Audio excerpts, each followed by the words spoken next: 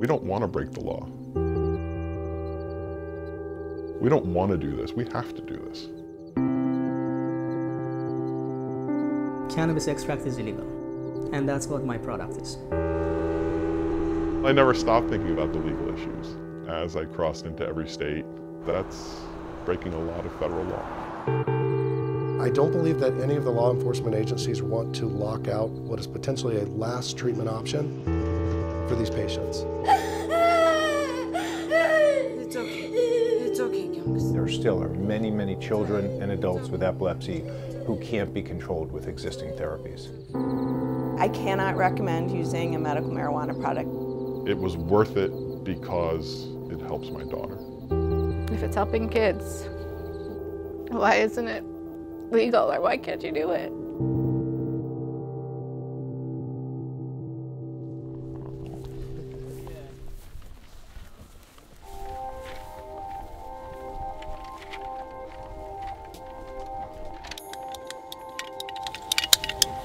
This is about as big of a piece as we'd want to cut at once.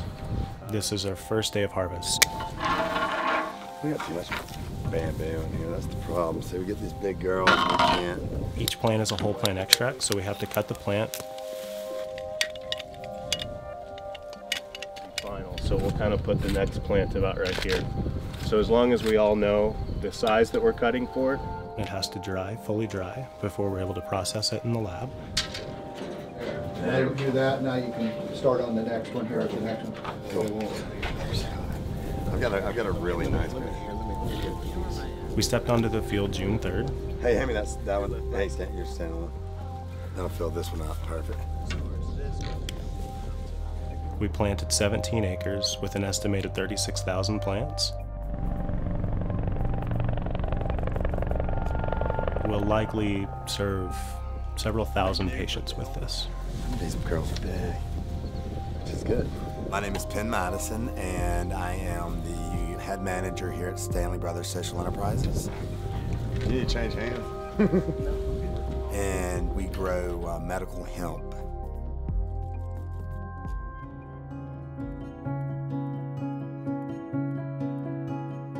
We have a little girl, Millie, who's 2.5. Yeah. Is that one hurting? Or are you getting frustrated about it, huh? She has intractable epilepsy. It's a debilitating form of epilepsy. 1 in 26 people will have epilepsy during their lifetime. 3 million Americans have epilepsy. 50 million people worldwide have epilepsy. It is one of the most common neurologic disorders. Yeah. We had no idea whether or not medical hemp would work. What we did know is that everything else we had tried had not. We had seen specialists all over the country. We had tried multiple anti-epileptic drugs. Yeah.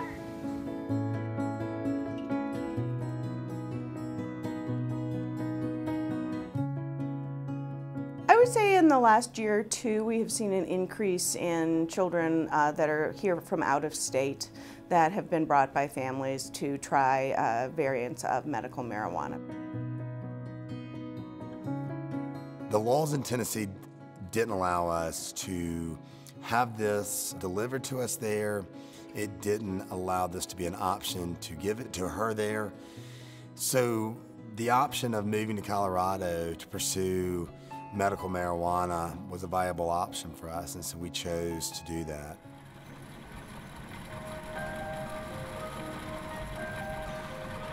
We start with tissue culture plants.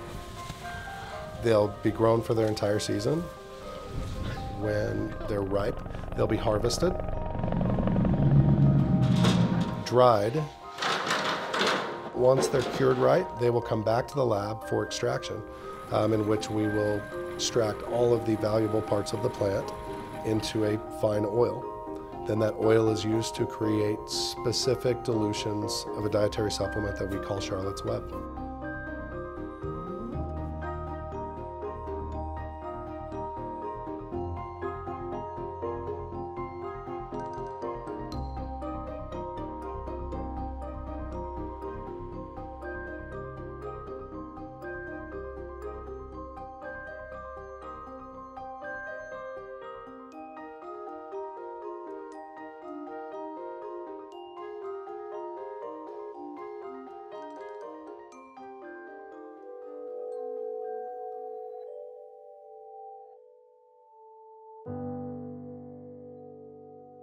At 9 months old, she was sleeping 20 hours a day.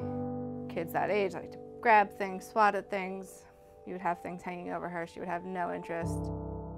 And finally, at about her 9-month appointment, after we were able to find a neurologist to see us relatively quickly, he was fairly confident that she had infantile spasms.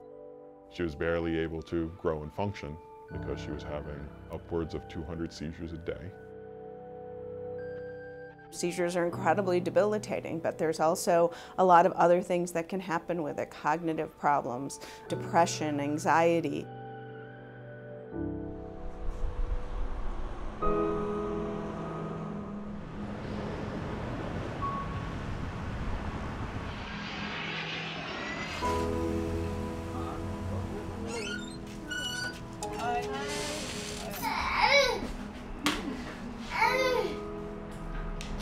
For 3 times a day, 1.2 ml a day. And I see patients here 2 days a week, on Tuesdays and Thursdays. And these are the consultation days and also days where people come to pick up their medicine.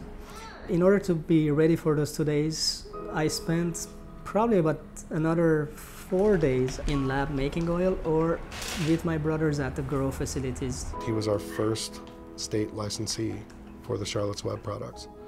And it's fitting that he is a parent of a child with Dravet syndrome. I'm involved in this industry because of my daughter, who is 10 years old now. Her name is Emily, who has intractable epilepsy. It's okay. It's okay, Youngs. It's okay. It's okay. Amy-Jan, it's okay. At her worst time, she's had 100 to 150 seizures a day. Okay. We've been told by a couple of doctors that we have to go home and enjoy our daughter as much as we can because there's really not much hope left or anything else that will help. So I spent a lot of time in California trying to find this medicine, and I didn't have a lot of luck. We started doing our own research to see what type of side effects, but why not try it? I just put my daughter on a medication that could have killed her. If it doesn't work, we put it to rest and we can move on with our lives. But if it does, nothing else has. Not everybody can come to Colorado, so there has to be something else you can do. My daughter was not doing good, she was having seizures, and I knew that there could be something that helps her, but I can't bring it to California or I can't transport it, so it was very frustrating. It's okay. In the state where we live, they do have a medical marijuana program. However, even if you were able to get through all of the bureaucratic hoops they have set up, the appropriate product for our daughter is not available. Here I am, desperate father. I have to help my daughter. I need to have this for my daughter. So what is it gonna take? One thing led to another. How are you guys doing? How's things? We're doing okay. I am now the director of the foundation's California chapter. And that was the only way to do this legally.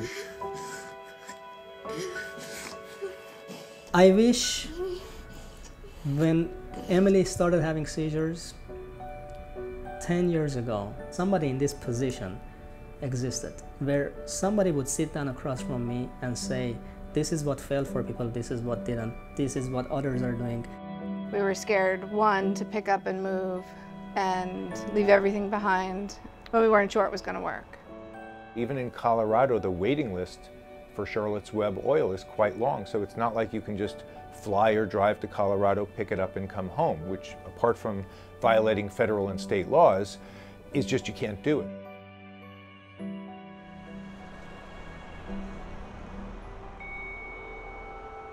In California, we found an apartment that we could do a short-term rental.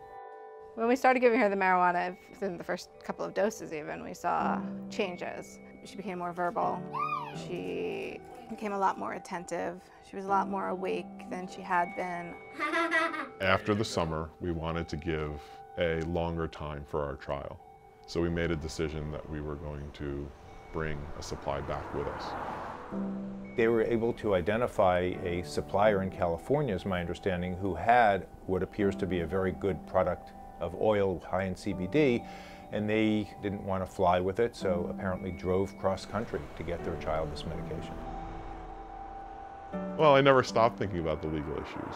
As I crossed into every state, I tried to make sure to be very careful. Anytime I was tired, I took a break. My daughter is doing great. She's now down to about 20 a day. She's far more interactive with the world around her. She has far more enjoyment. She's not playing beside the world, she's playing in the world where she lives now. And that to me is everything. Fortunately, that child is doing quite well, and they've gone through a huge pilgrimage to get that oil and what appears to be help their daughter. I actually haven't heard anything about, negative potential side effects in the media. And I think it's a really important thing for parents to know is this is not risk-free. It's not something I told them to do, but when they said they were determined to do it, I was supportive as their physician to say, listen, I will be here to guide you on helping to adjust the therapy and monitor the other drugs and the girl's epilepsy. Overall, at least so far, our experience here at Children's Colorado has been that only about a third of families are really reporting that they see much of an improvement in their children. And of those children, when we look at brain waves, none of those are we really seeing the kind of EEG change that we would expect from a really effective medication.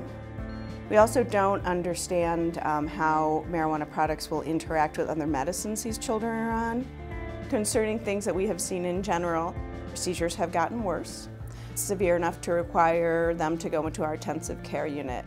We absolutely don't have the scientific data, and I think if I could make one point to the parents, it is that you need science. The other concern with the artisanal products is that we don't always know what's in them. They vary from batch to batch, they vary from grower to grower.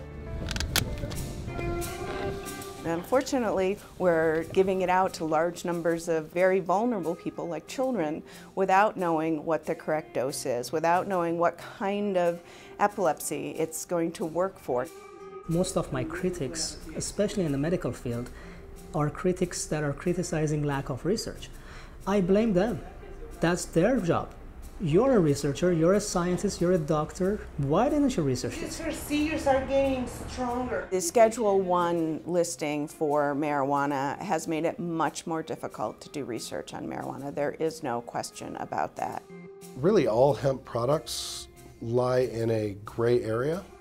We're faced with a bit of a moral dilemma. We do have some legal area to operate here, but at the same time, that's up for interpretation. The supply is going to run out because we only brought back 6 months. There are options. Realm of Caring is talking about challenging the law and sending medication across state lines. Probably one more in the end, and that's good there. This product this fall, coming from hemp regulations, this will be our first time to actually be able to ship this to patients across the country. If it works, it would make a huge difference because then we could have it delivered right to our house.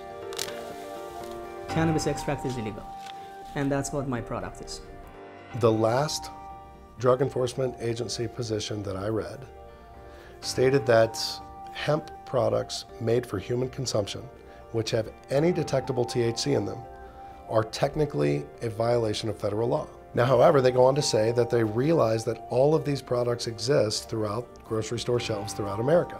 At this point in time, I don't feel like the legal landscape is as such that people are going to come in with guns and handcuffs and try and shut down something that is providing hope and options for people. We don't want to break the law. We don't want to do this. We have to do this. How can kids not get what they need? I mean, anyone you talk to about it, it's like, it's ridiculous. If it's helping kids, why isn't it legal, or why can't you do it? Everything has to start somewhere.